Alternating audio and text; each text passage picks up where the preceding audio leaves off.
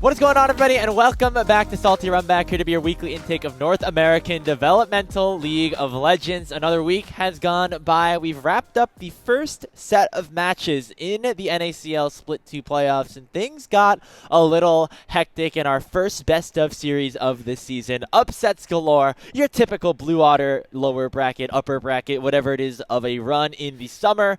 Not super surprising if you are a true knower. My name is Grapes, joined alongside Hawk. Hawk, how are you doing today? Grapes, I'm doing great today, actually, to be honest with you. I've been having a pretty good week, you know? Had a wonderful family reunion / vacation last week. Thanks to everyone for bearing with us. As I like how at the end of the last episode that I was on, I was like, guys, we got a great upload schedule planned. And then that became very difficult to follow through on with travel. But then also, thank you to Gordo, who stepped in while I was in layover hell and thunderstorms were grounding me in Washington, D.C. So, yeah, it was thanks to everyone for last week, but we're back with your regularly scheduled programming. We'll be having this episode. We'll also stay tuned. No ACL headlines on this one. We'll be doing a bracket for the entire ACL double elim on our next episode. So if you're a fan of Aegis, definitely be sure to check that one out. That'll probably be the biggest Aegis episode we've ever done. I think that's a pretty easy thing to say. So yeah, it's a good week. We're doing all right. Yeah. It's been fun to have extra games kind of on during the week, which are the ACL games every Monday and Tuesday. And it's actually gotten to the point now where we are about to send finally the final 4 teams into the playoff bracket with matches starting as we record today. 3 out of the 4 will be done by the time this episode gets released. The other one, Komodo versus Weaver, actually going to be a really spicy one. It's pretty surprising to me, Hawk, that those 2 teams are still battling for a playoff spot at this point, but it just kind of goes to show how volatile the league is. I mean, I know we haven't been doing too much full coverage, but do you have a personal favorite of who you're rooting for that matchup? Ooh, I mean, I gotta root for my Weber State boys, right? Like, this team has really captured my heart, I think, ever since I was on their broadcast earlier this year, and I just really enjoyed working with them, and it's a great team. Honestly, even the year before, when they kind of came out of nowhere and off the top rope boomed UCI in the West Conference Finals, that was pretty hype too. So, yeah, I like that team a lot. Like, I mean, no shade to Komodo, they're also my boys, but I think I'm gonna go with Weber State. Yeah, I feel more inclined to support them, especially because they're probably going to be a big base for what the collegiate space ends up looking like going into 2026 as well. And, you know, with that new look roster, hopefully can bring some magic here to the space to get themselves into the playoffs against, of course, a true staple in the amateur space. But yeah, the fact that this is a matchup to decide like the 16th seed is pretty fun. But yeah, full Aegis coverage a little bit later once we do actually have the full playoff bracket sorted out. But before we get into this episode, make sure you leave a comment, subscribe to the channel if you are new or have been joining us for a while. We appreciate the support all the same. Also, join our Discord server as we continue to have some fun discussions about some of the topics that we'll be going through today here as well, Hawk. And I think, you know, without further ado, let's just jump right in to our headlines because it was a big week in the NACL playoffs. As we mentioned, we got our first best of series of the entire season after our BO1 shenanigans. And turns out that perhaps there's a situation where the BO1s are not the best sample for how things go because we got ourselves a fair share of upsets. The most notable one being Blue Otter, the 8th seed, who really only got in after having an FF by conviction in the regular season, beating Supernova, the number 1 seed and maybe by many projected to be the best team in the league, 2-1. Pretty surprising in terms of just how the standings look, but obviously Blue Otter, we felt like they were a capable team with this new roster, and they pull off a pretty big upset.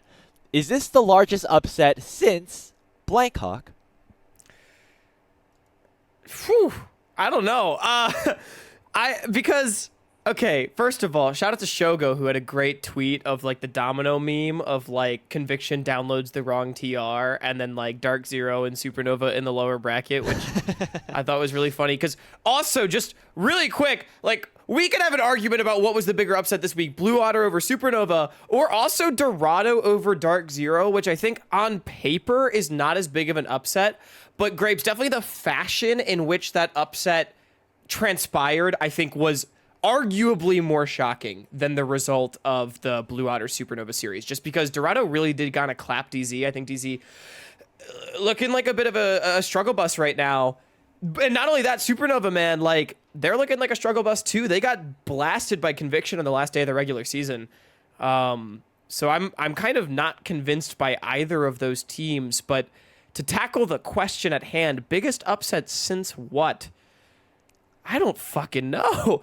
Like, Yeah, it's tough. because I feel like we don't get very big upsets in the NACL that much, too. Like, oftentimes we'll have, like, the big, 2 or 3, and they won't really lose to anyone outside of that range, especially when it comes to, like, big playoff series. Like, maybe, I know back in 23 spring, EG struggled their entire season, and then they added Surdy to their roster, and then 23 summer. Or no, 23 summer. They struggled the whole season, added Surdy to their roster, and then they made a lower bracket run, which was pretty impressive. But I wouldn't have necessarily called any of their wins colossal upsets, other than who did they beat in lower finals? That was pretty shocking. I don't remember. It was a long time ago, but I think it was Fear. Yeah. At that yeah, point. maybe that was who it was. But like, yeah, I don't know. Do you have something in mind for this? I'm kind of curious because Grapes were at this headline. So my two things that would stick out are, like, if you want to be kind of more on the negative side, you could say Blue Otter last split against Disguised. Obviously, that was a pretty big upset. That wasn't as big of an upset as this. But That was also not as big as DSG this. was kind of struggling throughout the season as well. So I feel like maybe a little bit more realistic, or higher, like, expecting that to potentially happen. Because I thought of that, but that was not as big of an upset as this. Other than that, if you want to go way back, I guess the other answer is either like a Supernova beating or qualifying into Promote, like with the Dragoon Kisno team in 23, or you could go all the way back to like 2021 when APA's Resolve/Barrage teams took series off of Cloud9 and Team Liquid in the first rounds of Proving Grounds in 2021. So I think those are the two big upsets that, like, definitely stick out to me. However, I feel like, again, it's hard to tell how big of an upset this Blue Otter versus Supernova thing was, especially because we thought generally Blue Otter was going to be at least a decent team coming into the season. And again, with best of ones, having expectations about the teams is a little bit more difficult, given that we had just so much less season to watch of these guys. I mean, I'll be honest, though. I think Blue Otter, like, we expected them to be competitive, but I think they were pretty unanimously 8th or 9th in a lot of people's power rankings. Like, I think we expected them, this split, to kind of be a downswing for them. And, I mean, hell, it was. Like we said, kind of Conviction downloaded the wrong TR. They made playoffs. They've looked a lot better with Kryra, but they did have, like, the roster carousel for the first half of the regular season. So I don't think it's that off base. I mean, this was a pretty big upset. The one thing I did think of is kind of on the same vein as you just talked about, like, Resolve, but, like, no team, no org. Honestly, no team over 100 Thieves Next is also up there. But you've also got, like stuff like Ginger Turmeric in the past. But, I mean, I think credit to Blue Otter, like, this team, they're so fucking clutch. Like, That's the thing. It's just crazy. It's that there were teams like, Conviction going on a big run, like last split, even. Like, that was a team that maybe didn't have the highest of expectations, but went on a big run, but it was consistent throughout the regular season. Right. You can make the same argument for, like, a Wild Card Gaming back in 2023 with Keel and Saligo. Like, maybe people didn't have the highest expectations of the roster initially, but based off of just how their regular season ended up going, people got super excited about them, and then it was not as surprising when they made it, like, on a pretty big playoff run. Just the stark difference with how Blue played in the regular season versus how they played against Supernova. I mean, huge, because they actually played very well, especially in that game 3. Like, they were stomps, and it wasn't necessarily Supernova playing terrible. It was just really, Kryra just, like, stepping up and being that guy, and Blue Otter just playing well as a team. I think one of the big things about both the upsets for me is that Kryra and Sushi looked like the future LTA players that I believe that they are. Like, because, man, Sushi also went fucking nuclear against DarkZero. That was super hype. and Kryra did the same thing. Like these guys played really, really well, and that's what we want to see out of them. But I mean, remember back to the last episode that I was on, Grapes, I said, we were talking about like which teams are going to make the playoffs, and my take was that I think Blue Otter schedule-wise is in a fine position, but skill-wise, I feel that they are in the most danger, like from that perspective, right? And so that is such a stark contrast to where we are now 2 weeks later, and they have beaten who many had as the number 1 team in the league going into the playoffs. So, I mean, huge credit to them. I do also want to give out a shout out to Dorado as well. Like, I think we always said that if this team comes together, they have a lot of talent. And I do think we saw that on display. Their bot lane played phenomenally. The whole team played great. But I mean, seeing Sushi and Mix play like that, man, that was pretty fucking awesome, because we've been talking about these guys for a couple years now. We talked about last week, and me and Gordo talked about how we felt like Sushi and Mixture like kind of had like underwhelming rookie splits, where it felt like they were just kind of there and not really the big difference makers like we saw them in Tier 3. Finally, we got a big moment for them in that series against DarkZero Dragonsteel, up against the Jet and Zyko, who I think a lot of people could put up there with being one of the most talented bot lanes that we have in the league as a whole. Or at least across the last few years, yeah. Yeah, really, really big shout out to them for being able to step up there. And hey, we're in a situation now where Blue Otter and Conviction are going to be playing for a spot in top 3 of the NACL, which is pretty incredible. And Dorado have a chance against Luminosity as well, though. I do think that honestly the biggest winners out of all this is LG, because now they have a very easy path to get to the promotion tournament if they're able to kind of perform match to expectations. I'm curious to see what Conviction can do. I mean, I'm curious to see what Dorado can do against LG. I do agree with you. I think LG is very happy about everything that has transpired.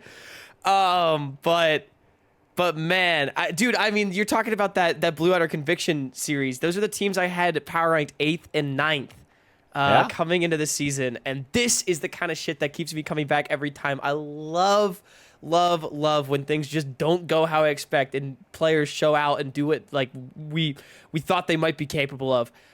Or even in the case of Conviction, I didn't think they were capable of it, and they're doing it, and it's so awesome. And it's funny too, because Grapes, you had a whole conversation on social media about how it's been a tough split to get invested. Well, damn, the games are doing the work for us.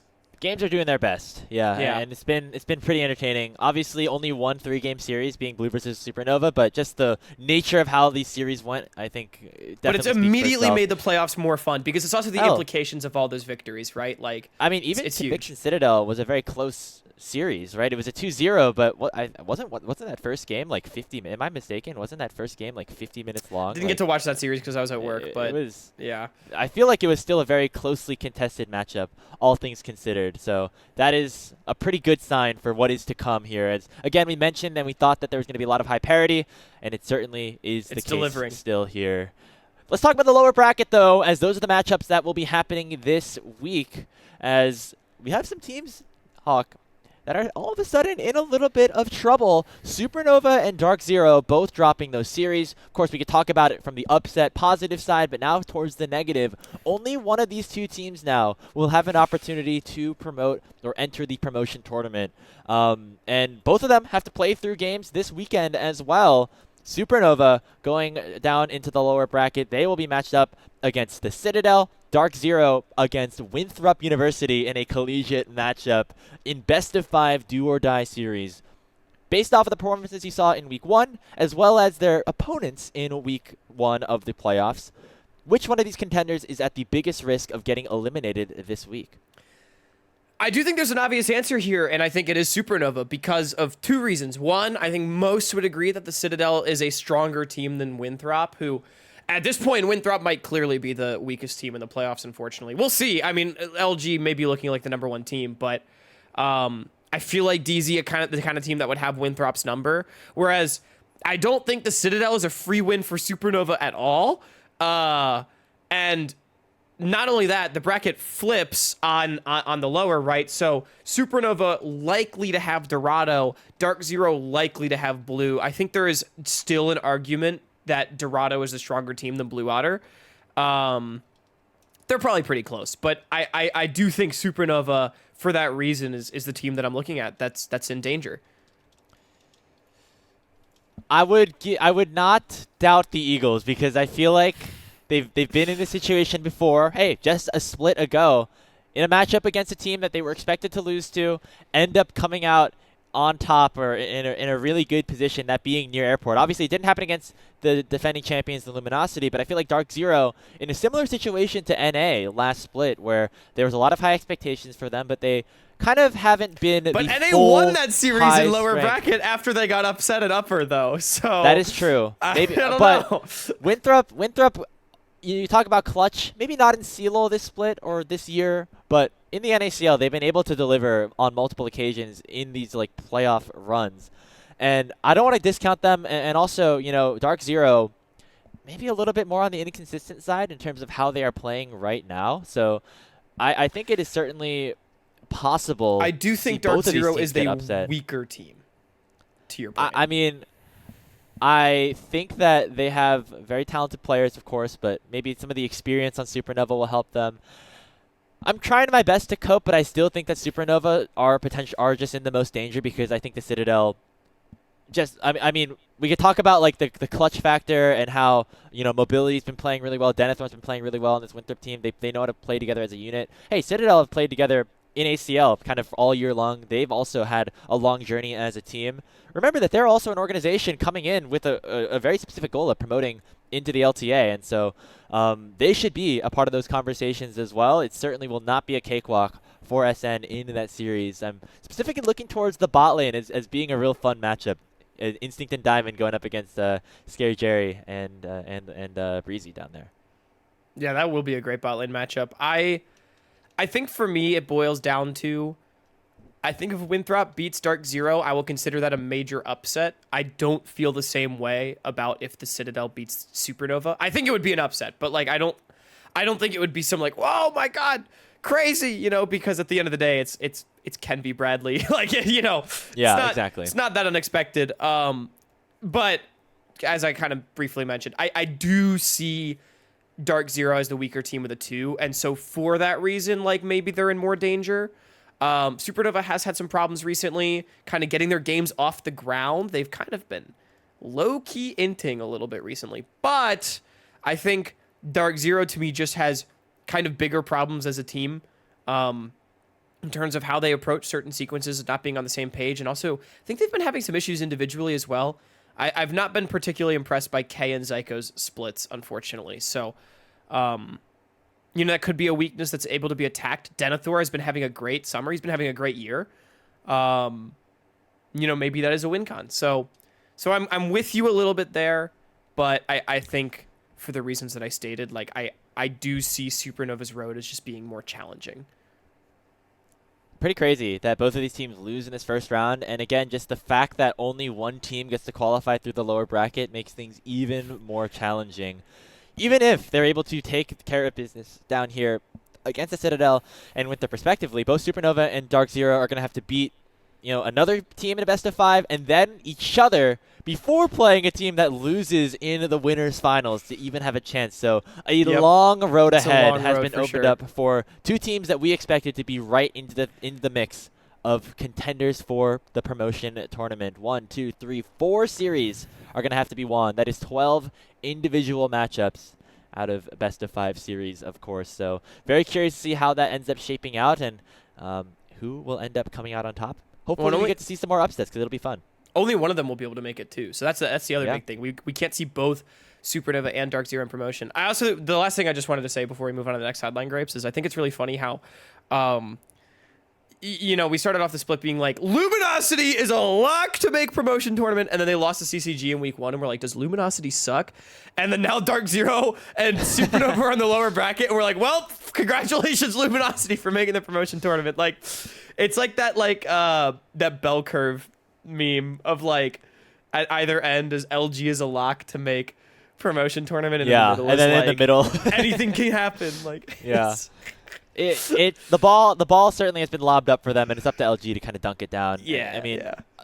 Respect to all the other teams that are here in this upper bracket, but LG should be the favorites given the fact that they have so much experience, and they, of course, are the defending champions. Hey, also boot camping together. My theory of, teams boot camping having more success in the playoffs, we'll see if that ends up coming true as we move on throughout the postseason. Not to give spoilers, but I did predict Dorado over LG for the NACL broadcast, just for the spice mostly, but Best of 3. Hey, anything can happen. And let's move on to our next headline here, talking a little bit more big picture about the league. The All-Pro votes for the third team were announced and then seemingly retracted. Not entirely sure what that solution will end up being, but we did see Toasty and Sajed, both third team, which was pretty surprising. Or sorry, Kizno and Sajed, both third team, which was pretty surprising because to me they were both big, honestly, like MVP candidates, if not first team candidates into the All-Pro. But just given some of the discourse and everything, I think two things get boiled down to is, first of all, the fact that All-Pro votes were done right after the regular season instead of after the playoffs, especially now that it is best of ones, and of course things are very sporadic. And also the protocol of who was eligible to vote ended up coming into play. All broadcast members, obviously, but players also getting a chance to submit a ballot. Let's start off with the first question, though, Hawk. Should All-Pro have been announced at the end of the playoffs now that the regular season was only 9 games long? Yeah, this was actually something that we had a pretty extensive conversation about amongst the NACL talent. Ultimately, that wasn't the direction that ended up getting taken, but yeah, I feel like it's pretty hard to do an All-Pro vote after 9 games, Like, yeah, we could do it. Like, we have a pretty good idea of who the best players in the league are. I think it's, like, completely valid. It just feels disingenuous because I've sort of been alluding to it all split on this podcast. I really feel like the actual meat and potatoes of this split are the 8-team double elim tournament, and the regular season was kind of this like precursor, which is honestly part of why that's kind of what spawned our whole discussion 2 weeks ago, Graves, about like, should we blow up the format and make it bigger? It's because of like this feels like the real tournament, not the regular season. And so yeah, I think it was tough to vote for All-Pro after those 9 games, but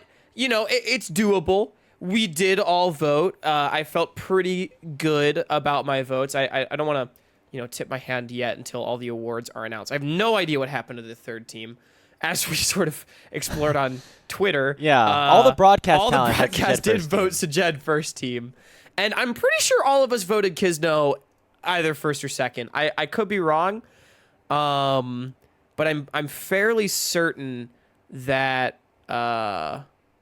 that we all voted Kizno first or second. Just to provide more context as well, and then kind of, Grapes, I'll pass it over to you to unpack whatever you want. As far as the criteria, the word on the street, and this was never confirmed to us by like anyone official, it's just sort of what I heard, is so players were eligible to vote, but it wasn't like a 1 player per team policy. Like, I know that's something that we had instituted, Grapes, when we did our All-Pro, was like 1 player and 1 staff member per team. Any player could vote, not for their own teammates, but any player could vote, and no staff members were given the ballot. So it was just players and broadcast talent, and presumably quite a few players voted. So it's just context for you. Yeah, interesting to think about that in terms of just who's eligible. I mean, it comes back to, you talk about our discussion of how we conducted All-Pro with like Tier 3 tonight in the NACL Qs back in the day, because honestly, the way things function right now, the NACL season looks more like an OQ tournament than even a regular season that the NACL have had in the past, right? Instead of best of 3s, only best of 1s. It's actually possible in a traditional GSL OQ to have played an entire GSL bracket with the same number of games in 3 best of 3s as the NACL teams played for the entirety of a regular season. And of course, we waited until the playoffs to announce our All-Pro ballots for all of those teams and all of those games. And yeah. With that being said, definitely think it could have been in the cards. However, just the fact of tradition still being in place, I think definitely causes a little bit of the opposite happening, where you always want to, like, it feels weird changing up the format of announcing the All-Pros, especially because it's not fully like a tournament style, format like the OQs were, but it's somewhere in between with a really abbreviated regular season. I think it would have been interesting to treat it kind of like the LTA North is doing right now, where technically the elimination stage of their tournament is part of the quote-unquote regular season, even though it looks like the way a playoff bracket quite often would. That is, I think, kind of what is happening in the NACL, and because of that, I don't think we didn't get all-pro votes after the pick-and-play phase, which is 3 best-of-3s, with some teams playing about as many games of the regular season in the NACL.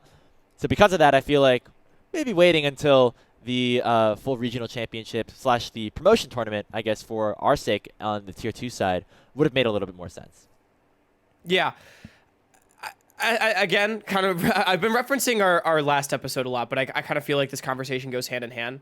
I kind of alluded to this, my feeling of that. I think there's a general lack of imagination, maybe a little bit of foresight that kind of has gone into the NACL, specifically this year, but also I think in the last couple, like in regards to problem solving and like how can we take kind of the reality of the ecosystem and maybe do something innovative, right? And I feel like the All-Pro kind of goes into that, where it's like the way it's functioning right now, I don't think is wrong. Like, it's not broken, but I feel like there's room for innovation.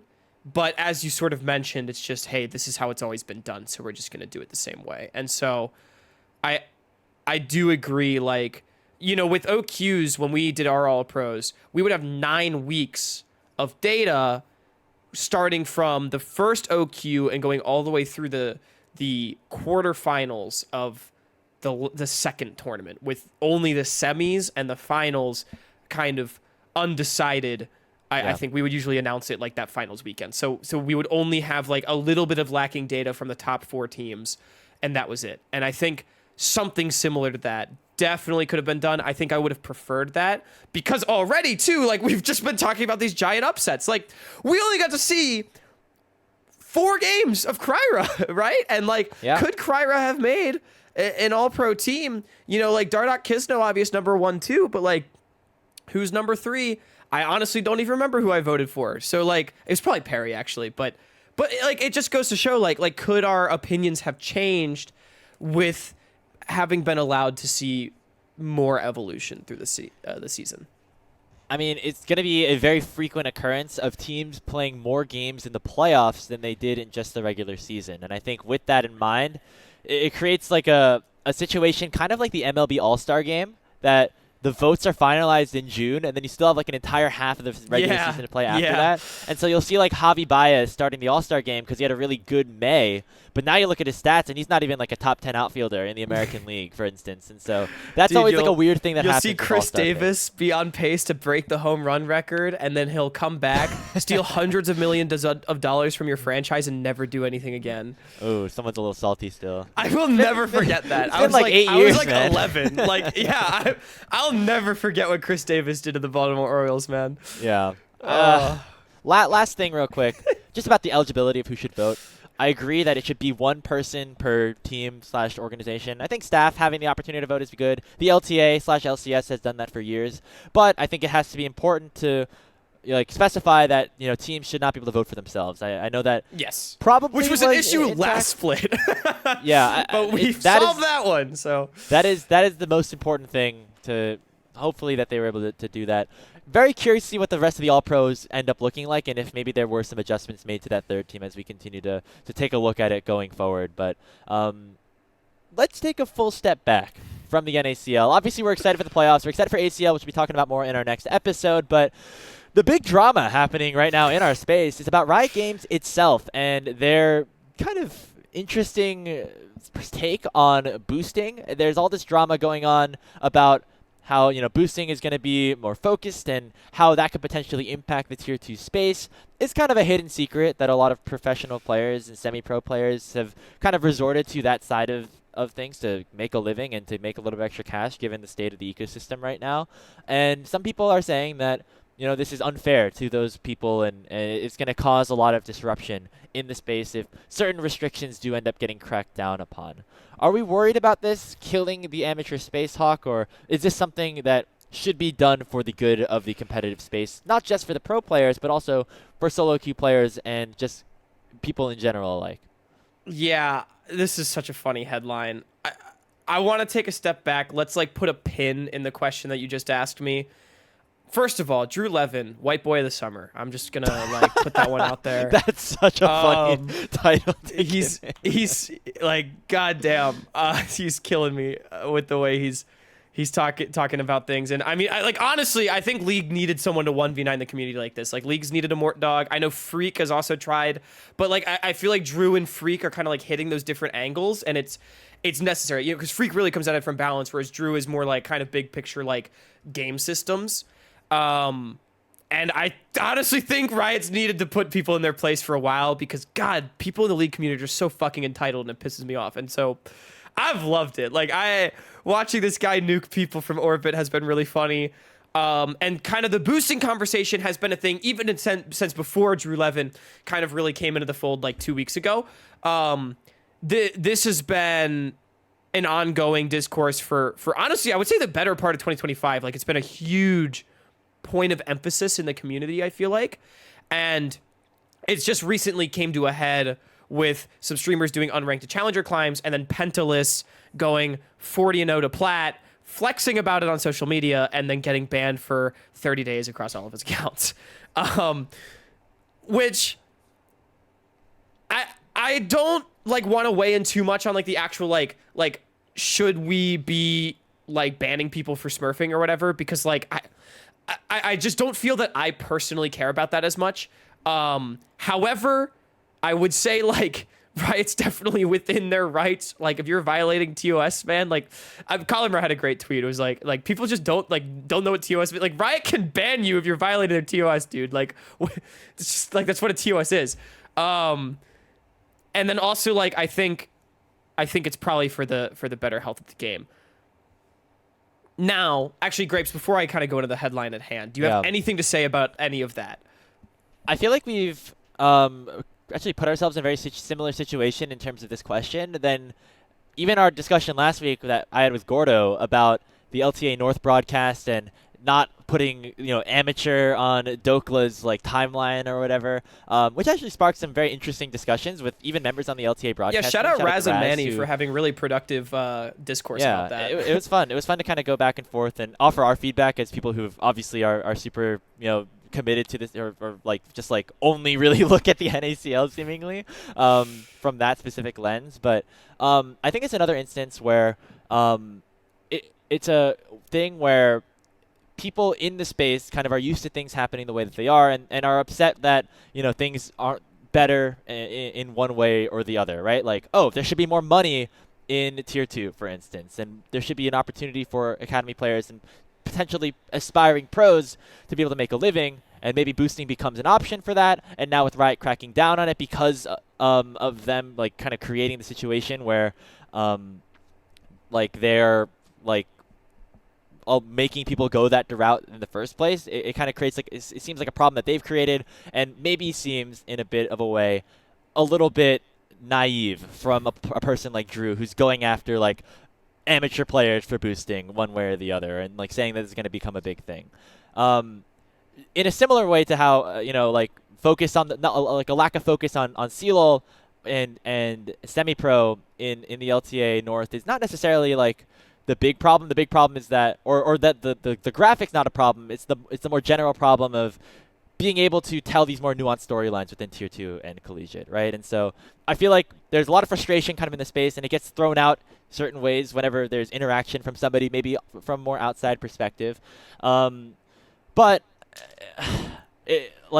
I feel like there's validity in the statements here that like, hey, is this gonna like really affect people and make them change their way of life? But maybe that's not the worst thing in the world. Yeah, no, exactly. I feel like boosting is not like the healthiest culture. Obviously, is not the best thing. And hey, there's CLO programs that are open now for people to like go get an education. A lot of more people like we talk about Chrome like as a boba shop employee, or just other people having like other jobs while also trying to aspire to go for this dream. Like I feel like the way that the space kind of has continued to evolve is that people can do things that are not fully, full-time League of Legends and still have a chance to succeed in the NACL these days. And so maybe that has to be something that people look at in order to try to, maintain the integrity of the game, as well as, of course, keeping their pro dreams alive. and you hit the nail on the head. We're like, yeah, people are upset that like the ecosystem has been shit for a couple years now, right? And like we're all struggling, and like that's a very valid thing to be upset about. We want the dream to still be alive, to go pro in League of Legends, right? But it's just not really, you know, like the dream at its core is still there. Like you still can become a professional League of Legends player, but like it's not viable as like this career aspiration until you're at that highest level. And I think that is just something that people need to accept for as much as it sucks. And I don't think that this argument of like, well, boosting's a way that the dream can stay alive. Like that's just I think there are I think it's surely not are more necessarily. Okay, Go my ahead. take on this is that I feel like people are not saying like it should continue to exist. I feel like it's more like you can't be punishing these people for doing this right now. No, but after A, it's been so long of this system existing, and B, like the here's the system thing. being created to make this happen. I feel I think you can. I think you can though. Like I get it. It sucks for those people, and they were trying to make something out of like not a lot, right? But I think most people would agree that boosting and account sharing and selling and all of that is not really a good thing. It's probably better for the game if it doesn't exist. And so, like, yeah, just find something else to do. Like, I just don't think I feel that bad for the people that are going to be like losing a source of income from this. I think Riot is completely within their rights to make this move. I'm less upset about like this option not being available for people in the future. I would be hesitant to like start banning people, and but they're like, not getting perma'd though. They're only getting like 30 dayed. Yeah, but the way I don't know, like it seems like the discourse is now around like, oh, like all these people are boosting, like ban them all. I mean, we just saw Trevor get a competitive ruling. He's not eligible until 2027. But that which wasn't like boosting that's related. That's a different story. That's win trading, which yeah. definitely should be like, punished in a way. But I feel like people are kind of hitting the panic button on that regard, where like this is gonna kill amateur because if boosting will start to be enforced, a lot of these players are gonna get banned. I feel like if Riot kind of create a situation where they're like, hey, like this is gonna be like we're gonna really start enforcing this policy, like just an FYI, and like just be aware for it. I feel like I'd be more aligned with that than a situation where just people start getting competitive rulings like immediately. And this is and this is classic League players overreacting. Like I don't think that there's gonna be a gazillion competitive rulings for people boosting. I like, especially specifically Drew Levin is on the account side of things. Like Pentalist had all of his accounts 30 dayed. I think if that happened to a bunch of semi-pro players, like I don't think that's that bad. You know what I mean? Because that's Riot coming down with the hammer and saying no more, right? Because like they can't just keep like deleting accounts that they detect as botted. Like it's too much, right? So you have to discourage it from the source. So I think what I'm saying is like Riot is within their rights to do this. I don't think, to your point, like they should not start competitive ruling a ton of people and like unless they deserve it. But like I don't think that they should do things that are going to impact people's ability to play competitively in like a literal sense, unless they deserve it, like Trevor. But I think that anyone complaining about it from the sense of like it's just overall gonna like hurt the culture and the ecosystem and like us individually, like I think we can move on from that. I think that's where my take is. Did that help clarify my position?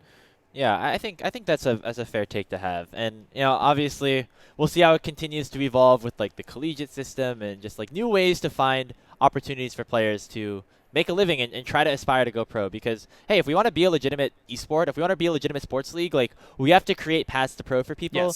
More than just in name, right? There has to be like incentives for people to like commit full hours to this, to be driven to try to be one of the best players in the world in NA, because that is going to be what allows us to continue to thrive, as an ecosystem. Right. The last thing that I want to bring up before go ahead. we go through, I mean, if you have something similar, like completely, like specifically, I was just going to put a bow on what you were saying of like that is a problem. The finding a way to actually make this a path to pro, that is a problem that we need to find solutions to.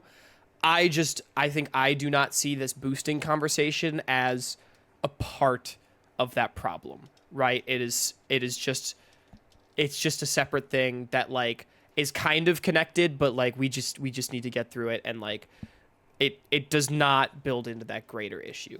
And so I think we're aligned on that. Yeah. Marginally related to the NACL and the like, because as we mentioned, it's kind of a like public secret that this does affect people that have competed in our league, that are in our league, etc. The last thing, I don't really understand the Pentalist thing. Like according to him, he like hand leveled his account and just by playing bot games and got placed in Iron Elo. Like, is that his fault for like doing that? Well, I don't. Drew Levin responded and said that he has a purchased account that he's not telling the public about. That's like the accusation is that Pentalist is like, hey, I have these 3 accounts and I hand leveled them. And Drew Levin was basically like, bet, what about the other ones? And I don't really know who to believe. That is just, at least I've not totally followed it, but that is sort of like where the back and forth is right now. Take it as you will.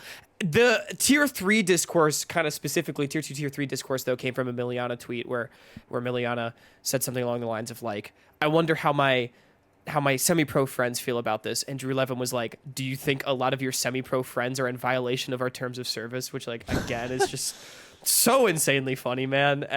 And so, like, that's kind of where this discourse came from. But again, it's like, yeah, man, if the guys are violating TOS, like, let's not comp ban all of them, but, like, maybe we can punish, like, let's not do that anymore. And I think Riot's within their rights to enforce that. Curious to see how this all, shapes out. This could just be a lot of talk. Drew. Well, and there's also that. Yeah. Drew going out and posting stuff on Twitter doesn't necessarily mean that like Riot's personal internal policies will change, right? And so like he's followed up with action in a lot of cases. Hats off to him. But systematic change takes time. So yeah, exactly. Let's wrap things up by talking about the LTA a little bit. This was a piece of news that we skipped last week, but 100 Thieves, it was announced that they will not be continuing on in League of Legends after this season. They were unable to come up with a deal to purchase their spot back from Riot, and so the guest slot will now go to another organization in the space. I guess not much in terms of the NACL. Other than that, definitely a possibility that a team currently in the NACL could buy in and join the league. I guess the question for you, Hawk, is just like, which org are you hoping does that? Or do you think it's going to be a spot that gets opened up by just the promotion tournament or something else, some other scenario? Because it is a big change up in our ecosystem, and it's going to be tough to say goodbye to 100 Thieves, who both had such a big impact in the Tier 1 space, but also the Tier 2 and 3 space in years past. Grapes, before we answer this question, I just want to have a quick moment of silence for Mr. Shy Knock. Congratulations on the rebrand, sir, but we're sorry for your team. Yeah. That really sucks. Like, I feel like didn't this happen? Wasn't he an Optic fan before as well? Was he really? I honestly don't know. I'm pretty sure. I don't think I've been privy to David Shynock for that long, but I've always known him as a 100 Thieves guy. I've always respected him for like what he brings to League esports fandom. Like love him or hate him, agree with him or disagree with him. I think like that like super diehard for a team like traditional sports background is like. That's a presence that definitely should be in the space, and like I've always respected him for it. So I'm he said he's not going anywhere, which is great, but like RIP. But yeah, the headline that I wrote here: existing org buys it. Second, like meaning like someone that's playing in the league space right now, like DarkZero or LG. Second promotion team or someone new. What's the most likely? And Grapes, my honest answer to this is, does somebody have enough money for the spot? Then it's going to be someone buying it. But I would love to see it be a second promotion team because that would be the most fun in my opinion. So, yeah. But I think like if someone has the money and ponies up, then Riot's absolutely going to take it. And like, I mean, that's not surprising to me. I'm really curious because obviously Luminosity, DarkZero, like these are big organizations, even Citadel, right? Like, do they have the money to buy that? If 100 Thieves was unable to fork over the cash, like, are one of these NACL teams really going to be able to? I'm very curious. I mean, DarkZero and LG are pretty big. There's been rumors of Sentinels still. I wouldn't be super shocked if it just comes into a world where there's just like multiple guest slots now in the league. I would not be opposed to that, honestly. If there's not a true buyer, if somebody wants to buy in eventually, like that could be the case. Because like the other option is a team like Disguise, right? If they lose the promotion tournament, they could buy back into the league. But I just don't think Toast has the money for that either. That's not so gonna happen. That's not happening at it's all. It's a really odd situation. I feel like the only true answer is like a Luminosity, unless there's like a team like FaZe Clan or like I don't know, like Optic coming back or something along those lines. 'Cause I feel like not a lot of people otherwise have the cash for it. But this goes back to like another discussion that people were having. I would love it. I would love to see the league expand to have like 10 teams and like 4 of them come from like the NACL and 4 of them are guest slots. And I feel like that would create a lot more mobility, like and make things a little bit more interesting, as well as like just giving some more life to the Tier 1 league that feels at this point like a little bit on the stale side because there's so many teams like playing each other for the X time in a row. And Grapes, just think, the more teams that leave the league, the more it devalues the existing franchise slots and the closer we get to Dig being relegated, and that's important as well. Dude, it's been a great split to be a hater, but no, I jest. But in all seriousness, I'm with you. Like I think that the one guest slot for promotion was like a step in the right direction. Much like the larger LTA rebrand, it kind of felt like we're gonna dip a little toe in the water and like test it out, which, you know, that's a whole separate conversation about like, was it too conservative, this and that, whatever. But point being, the point being that like it felt like a step in that direction, but I would love, to your point, to just continue to blur the lines between what professional, semi-professional, and amateur League of Legends looks like. Because I think that is the future of this esport, is going back to just a broader, more open league where everyone's playing everyone. I think that's what's going to create hype, in my opinion, is the idea that like a lot of people are playing a lot of people. Yeah, because personally for me, like having one guest slot feels a little bit goofy still. Like just the fact that we have known for the entirety of the season that this guy's going to be playing in this promotion relegation tournament, like feels a little bit off to me. And so I like the idea of like having both the competition for going to Worlds with like say 10 teams, but also the battle within the guest slots to like stay in the league. And maybe the bottom 2 go it's to like the 2023 spring, right? Yeah. NACL, yeah. Exactly, yeah. Like that would be a really fun thing. Like, and if that NACL system was kind of just brought up to the LTA, I feel like that could be like a fun solution to things. Obviously, a lot of different ways that could go, but yeah, something that I was thinking about a little bit is potentially being a fun option moving forward in the space. It feels like we're in a spot right now where obviously like there's the ups and downs of what has gone on in the NACL, as well as like the rebrand to the LTA. And I feel like Riot should not be super worried about like making changes like when they feel like it's necessary, like even if they are more on the drastic side, to try to like fix things, right? Because things aren't like at their best right now. And so I would love them to have a little bit of kind of flexibility and creativity with things like this. And I think that could be a unique situation that opens up now that 100 Thieves will be, backing out of that guest slot. Yeah, Riot's approach, kind of stemming from Riot Global, has been for a few years now this idea of like tweaking, like perceived small issues. But again, and I don't know if this is the right answer, but I think there's definitely a question to be asked of when do we blow it all up and try something completely different, right? And like I think like adding a bunch more teams that have that like guest status is definitely like a way of doing so, because then you would also probably have to rewrite the formats, right? Because much like what we talked about with if the NACL did the same thing, you don't want the shit teams playing the best teams all the time, but you still want the shit teams to get games. So how can we do this format where like everyone's playing everyone, but it's more skill bracket based? Like, is that the right solution? I don't know, but I do think I agree with you. Like this like fine tune sort of slow change mentality has not worked. I think they either need to pick a line and stick to it, or fucking full send, because I think we've been in a weird middle ground. So I agree with you on that front. Yeah, I mean, you can talk about how how this split could be met with some disappointment and some confusion and just like kind of an odd feeling overall in North America. But I feel like you could also think about it from a perspective like there's a lot of space to grow and try to change things and improve. And hopefully, we're leaning towards that direction as we continue to go throughout the split. But that's gonna do it for our headlines here today. We're gonna try to have that bracket prediction for ACL coming out in the near future. Not entirely sure of the specific date as.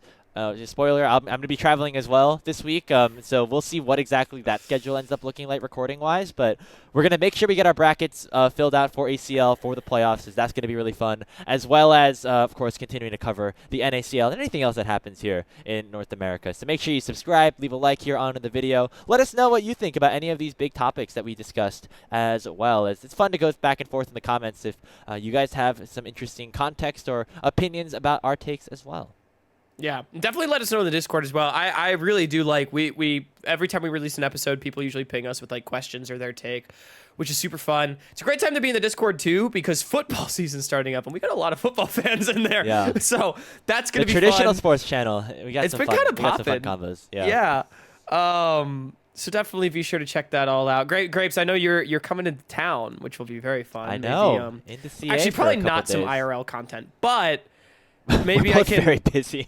Yeah, but Yeah. maybe when you're traveling, if you can't come on, like you had Gordo last week, maybe I could get like Quacks or Slayer on or something. If you guys are watching, Yeah. let me know if you want to replace Grapes and do ACL brackets. But with all that being said, that's our episode. If you think that Supernova and DarkZero are still the best teams in the league, you can take what we said with a grain of salt. I've been Hawk. That's Ben Grapes. Check us out on all of our social media at Salty Runback NA, at Hawkcast, at Speedy Grapes, and stay safe and get the fuck out of here. Have a good night, y'all.